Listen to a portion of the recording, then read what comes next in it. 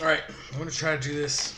Just watch this whole 58 minutes episode. Got a nice bunch of post-it notes here. Got to use these notes here to kind of stay on track with this show.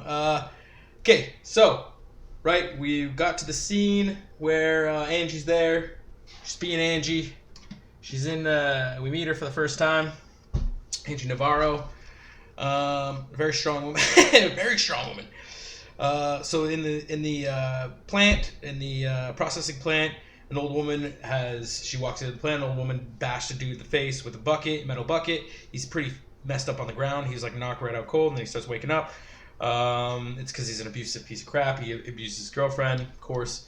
Horrible men bad. Yes, okay. Was he allowed in the factory? I don't know. I don't know if he works there with her. I don't know. Anyway.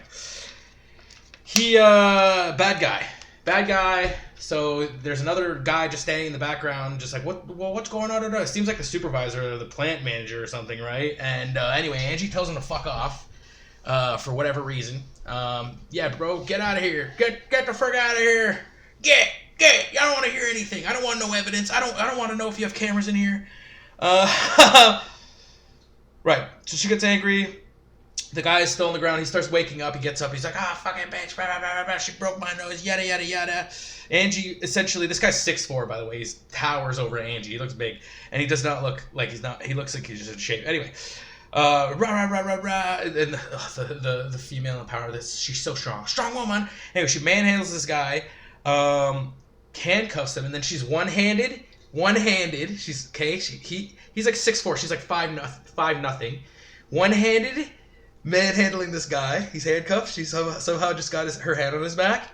The guy's like, oh, what's going on? She's just like, yeah, let me take this phone call. Dramatic scene. The guy's like, is she on the phone?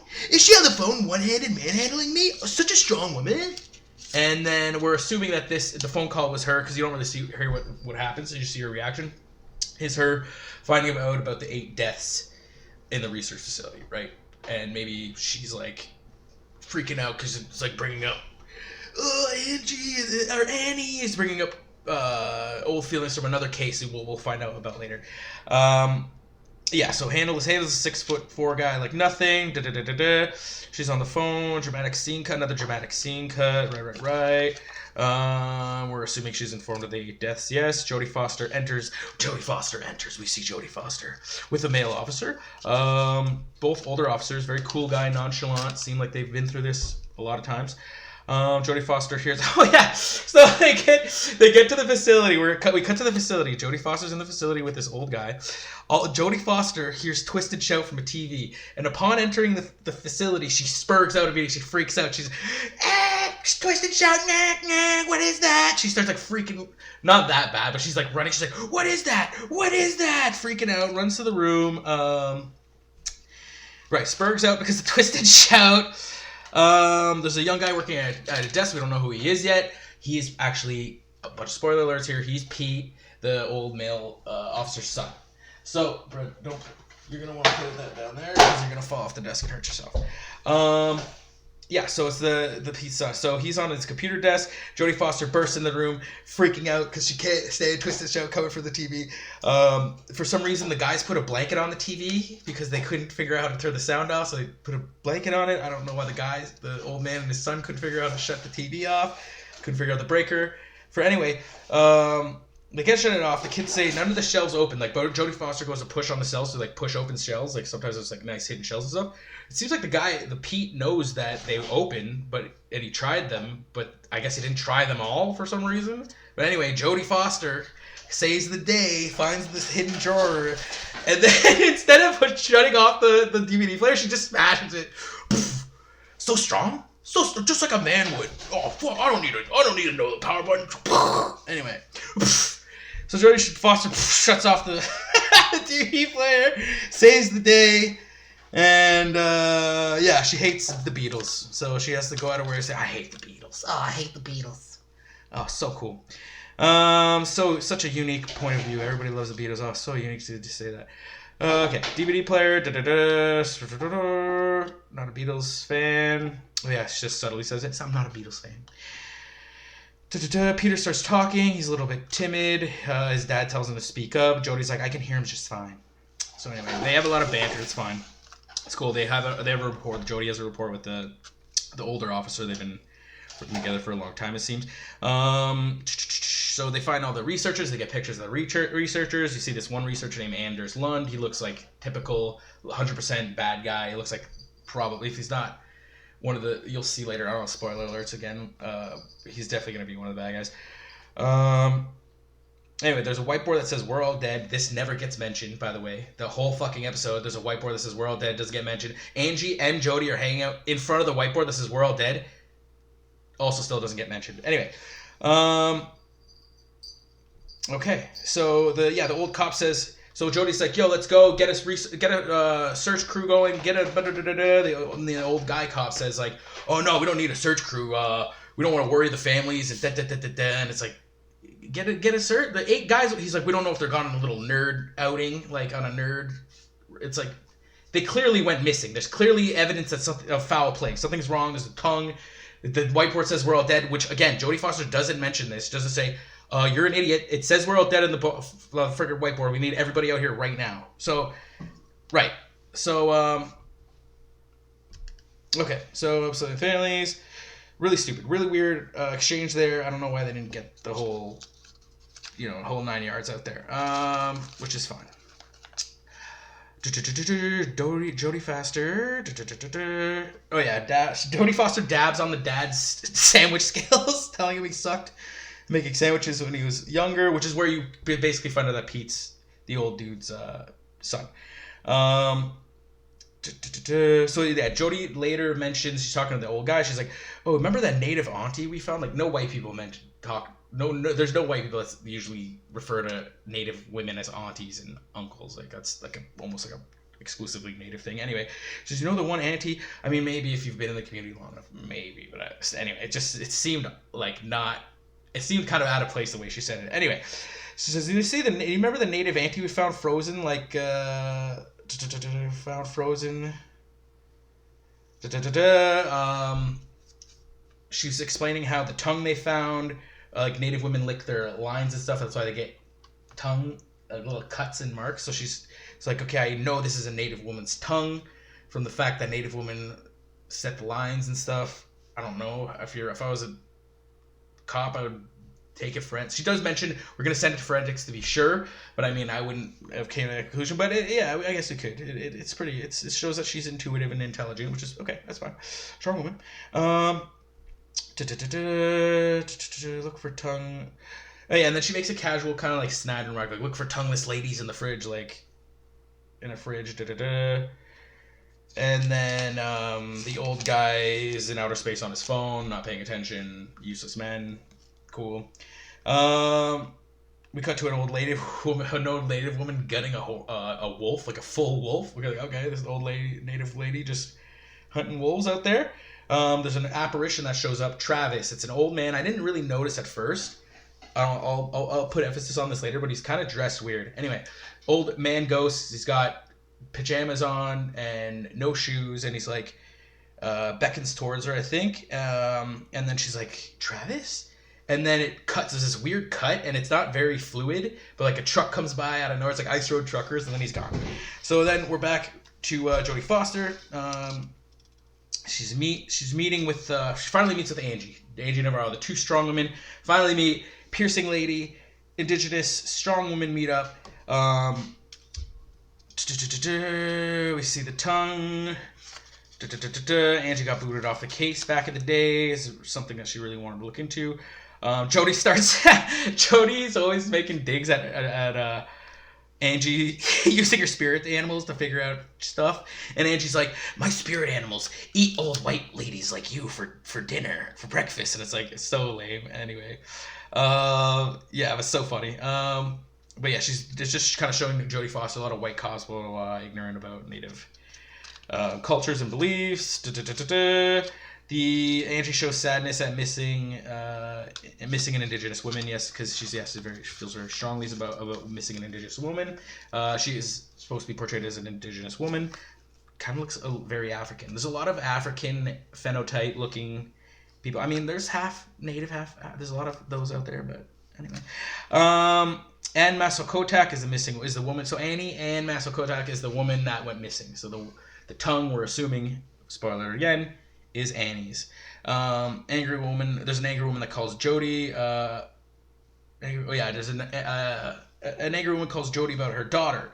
You find out Jody has a daughter, a native daughter. It doesn't look like her at all. So, that gets explained later on. So this lady's freaking out. I'm assuming it's Jody's daughter's girlfriend's mom, and she's freaking out because I guess Jodie Foster's native daughter made a sex tape with her lesbian lover, and her daughter's 15 and the lover's 16, and Jodie Foster, it's like, I had to watch that. Why did you? I would never. I'd be like, okay, it exists. Delete it. I would never watch just to confirm. Like, well, yeah. Why would you watch anyway? Yeah, so they're freaking out. She's freaking out on her, and then they get hit by the drivers get hit by a car. Blah, blah, blah. Drunk woman, typical Karen, wasted. So drunk driver's at fault. They bring her back to the station. Construction workers are getting off. Angie Navarro visits this construction site where the construction workers are getting off, and we assume it's like a father or brother of the native chick, and whatever, blah, blah, blah, blah. She's kind of a lighter-skinned native chick in the pictures they show of her, but then this guy, again, African phenotype-looking native guy, really bad native accent, like, oh, hey, brother, oh, yeah, man, the ancestors, I don't think we should look into my sister anymore, but, like, we're, like, not even that good. Something is wrong with my sister. I don't think it's worth looking into. Hey, bud. Anyway, so Angie Navarro. So Angie's talking with the guy. We're thinking it's Annie's brother. I think some type of family member of Annie. She's like, no, let's bring up the case again. I want to look into your sister. Why would you want to, stop looking into this? He's like, I don't want to bring up bad memories. I want to focus on the future. He mentions how Angie kind of stirred up crap with the town. I'm assuming Angie must have been involved with Annie as well, because he's saying she's like stirring up the mine. They shut down a mining operation. A lot of people lost jobs because of Angie and people protesting. We find out that Angie's ex-military. She has a flashback at this point, and she's like, when they're discussing, you've never seen the horrors or you've never experienced horrible stuff, and she does go into details of the flashback. And there's a half. Yeah, there's a chick with half a face, and she like whispers at her when in her flashback to the military, and then it says what the hell? Oh yeah, and then she says something, you don't hear the whisper, I don't think, but anyway, so the guy says it sucks, we're alone, and then Angie says, we're alone and God's alone too. Anyway, Cooper happened again. More throat singing. There's more throat singing songs. Cuts to Cooper. So Cooper's like a random cop. We don't really see him after that, but she shows up to this place. We find out that her sister has issues. She consoles her sister. Throat singing. Cooper leaves like after she consoles her sister. Her sister's name is Jules. Invites Jules to her house. We find out that her mom may have had issues. So. Okay, but a very common indigenous community. Back to the station. There's a woman freaking out. Yeah, the woman's freaking out. The station. There's a woman freaking out. The station. You don't know what it's the Karen. The Karen's locked in a holding cell. The old cop tries to let her out. It's so funny. She's like screaming. It's actually a really funny scene. Just screaming in the cell. The old cop tries to let her out, and we find out that he actually has a thing with her, and so does let her out, and then she'll give him the old on the way home. So Jody's like, you're not letting her out this time. She's a freaking drunk driver, and we're not doing this. We're not letting her off on this one. Sorry. And then, she goes back in justifiably. And we also find out that for some reason the old cop has a mail order bride because, Jody's boss is making fun of this girlfriend. He's like, no, I have a real girlfriend. I'm engaged to my mail order bride. And then, so Peter obviously is sad about this. And he visibly upset that his dad is into a mail order bride. Jody thinks it's hilarious. We're back to the station. So the drunk lady's yelling and cuts away from the scene. It's so funny. So there's a kid named Darwin shows up. He drew a bloody lady with like bloody stuff in her hands, and we find out that Darwin is Peter's son, and Peter's there with his girlfriend in their house, and we find out that Peter's grandma was telling their son stories. It turns out the grandma is the old lady who was cutting up the wolf. I'm pretty sure. So she was telling stories to the grandson about old indigenous stuff, and so they talk. So he's worried, like, she can't be telling old indigenous stories about scary monsters with bloody hands, because the kid's gonna have nightmares. And then his girlfriend's like, "Oh, I can't believe I married a white boy. What'd I do with that white boy? The white boy doesn't understand that we give our children nightmares all the time in the native community." Anyway, tell them stories about fucking cannibalistic women all the time. Anyway, so we assume the grandma's there. Pete's mother-in-law. All right, we cut back to the old lady again. So Pete's mother-in-law, I'm assuming. She sees Travis, the ghost man, and she follows him. She follows him into the darkness, and then it cuts back. So cut back to Jody, I believe, and Angie talking about Anne, the Anne case. So the Annie girl was stabbed 32 times, the chick with the cut tongue. So she had 32 times with weird star pattern wounds and a missing tongue. She was a midwife activist. She caused a lot of the issues with the mine shutting down and the community being angry at her, so she had a lot of issues. Jody lied to Anne about the case, and Jody lied about Anne's case in Peter's dad's files. What the hell? Oh, I think Jody lied about, because she didn't investigate Anne, but she did. She kind of bullshitted Angie about it. So for some reason, Pete's dad has the cases for Anne. So Pete has to go to his dad's house. They have a little exchange. You see his dad's drinking, so maybe his dad has drinking issues. Yada, yada, yada. He gets the files, goes back to Jodie Foster. Pete wants to know what's going on.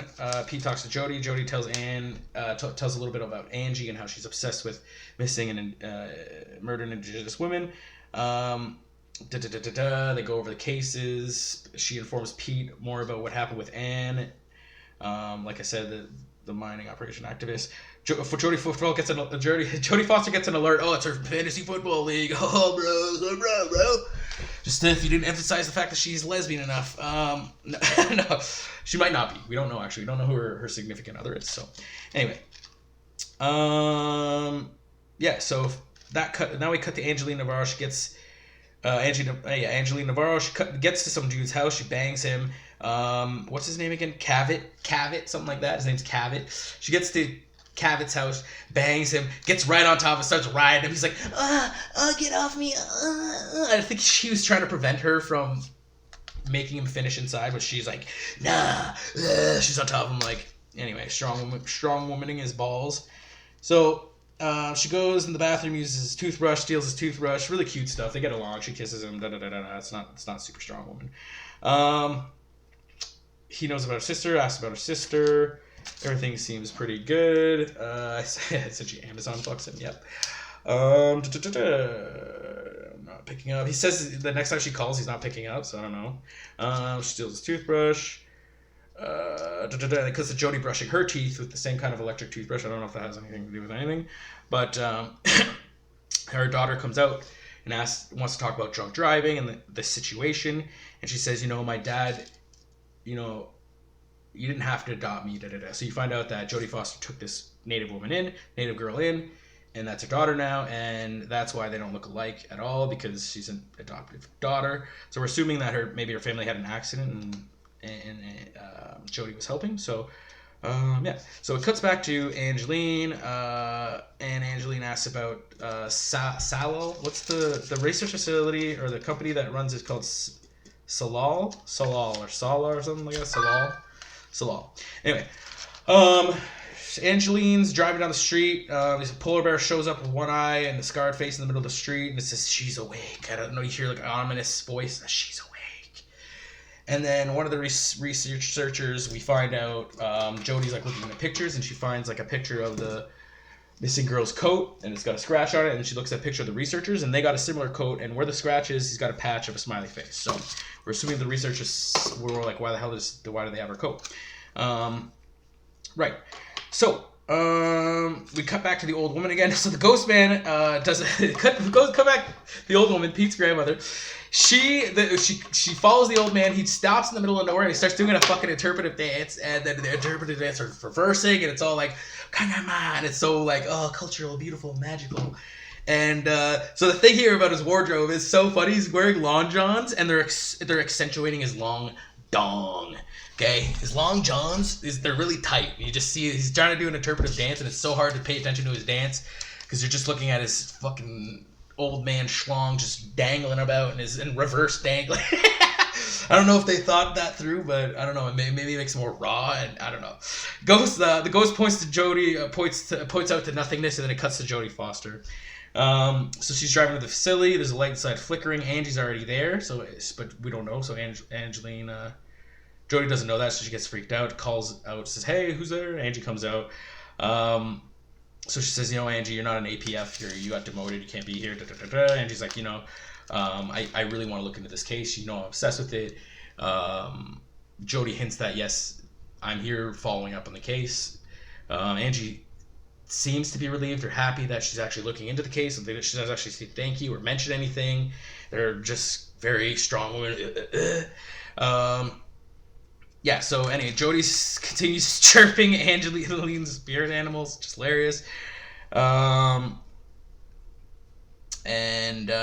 Angeline fucked up the case, so Angeline is blaming, sort of kind of emphasizing that the cops dropped the ball, but Jodie's like, I wasn't even here when that happened, and you were the one on the case, and we find out that, Angeline has a grudge for not fixing the case. Anyway, we find out that the guy was pointing to something on the ice, and Rose Agana found something on the ice. And Rose Agana is Peter's mother-in-law, Peter's girlfriend's mom, I'm assuming.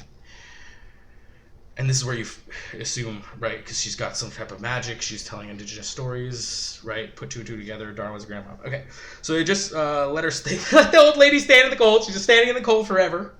Doesn't seem cold, for whatever reason. More throat singing, and spoiler alert again, you find the three researchers frozen in fear on the ice. Conclusion. I don't know, it's okay. It's alright. It's not that bad of a show. It's got a lot of cultural undertones and strong womanness that feels a little forced, but it's sucking me in. I'm actually interested. I wanna see where it goes. So, yeah, all in all, it's pretty interesting. The visuals are the camera work's pretty nice. I mean, it's pretty dreary, right? It's an blue Arctic town of darkness and yada, yada, yada. So, yeah. And this format will get better. I'm just trying to they're just going to pitch out a bunch of videos again. I'm infinitely throwing out videos. This is my hobby channel. That's my excuse. Okay? If it kicks off, I'll start making nicer format. I'll start taking suggestions and reformatting. Anyway, decent show so far. It's not that bad, but it does have a lot of strong woman, and yeah, and the men are useless and they're useless men, strong women. Cool story. We'll see what happens. All right.